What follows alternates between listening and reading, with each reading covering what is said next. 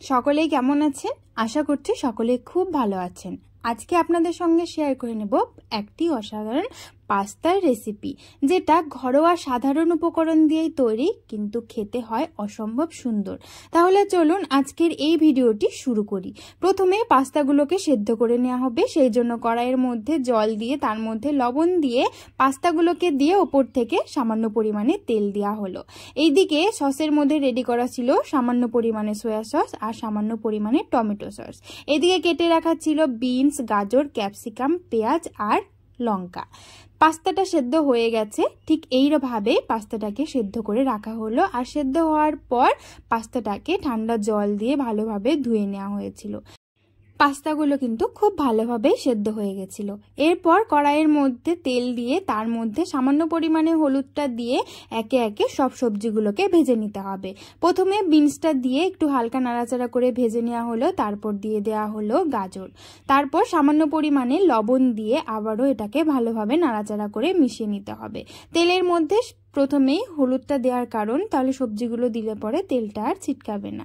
এইগুলো ভালোভাবে ভাজা হয়ে গেলে কেটে রাখা যে পেঁয়াজগুলো ছিল সেই পেঁয়াজগুলোকে এর মধ্যে দিয়ে এরপর সমস্ত কিছুকে খুব ভালোভাবে ভেজে নিতে হবে। আমার চ্যানেলের এরকম সহজ সহজ রান্নার রেসিপি দেখার জন্য অবশ্যই চ্যানেলটিকে সাবস্ক্রাইব করে রাখতে হবে। ভালো লাগলে সকলের সঙ্গে শেয়ার করতে হবে। ভিডিও শেষে অবশ্যই কমেন্ট করতে হবে।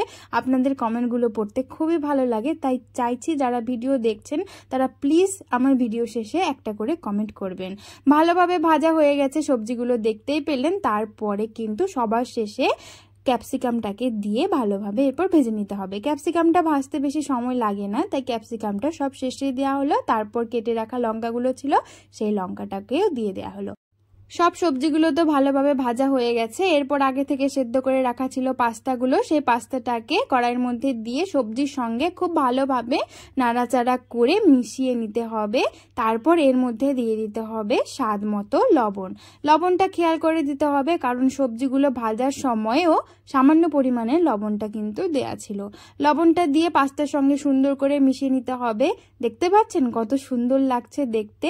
এরপর ওপর থেকে দিয়ে দেওয়া হলো যে টমেটো সস আর সামান্য পরিমাণে সয়া সস রাখা ছিল, দুটোকে মিশিয়ে পাস্তার ওপর দিয়ে এরপর এটাকে ভালোভাবে মিশিয়ে নিলেই তৈরি হয়ে গেল গরম গরম পাস্তা।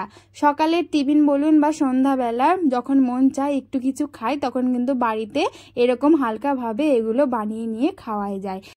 আমার চ্যানেলের এই রেসিপিগুলো বাড়িতে অবশ্যই ট্রাই করে দেখবেন, তারপর আমাকে জানাবেন যে সত্যি খেতে কেমন হয়। তাহলে চলুন আজকের ভিডিওটা এই পর্যন্তই রাখছি। ভিডিওটা কেমন লাগলো সেটা অবশ্যই জানাবেন।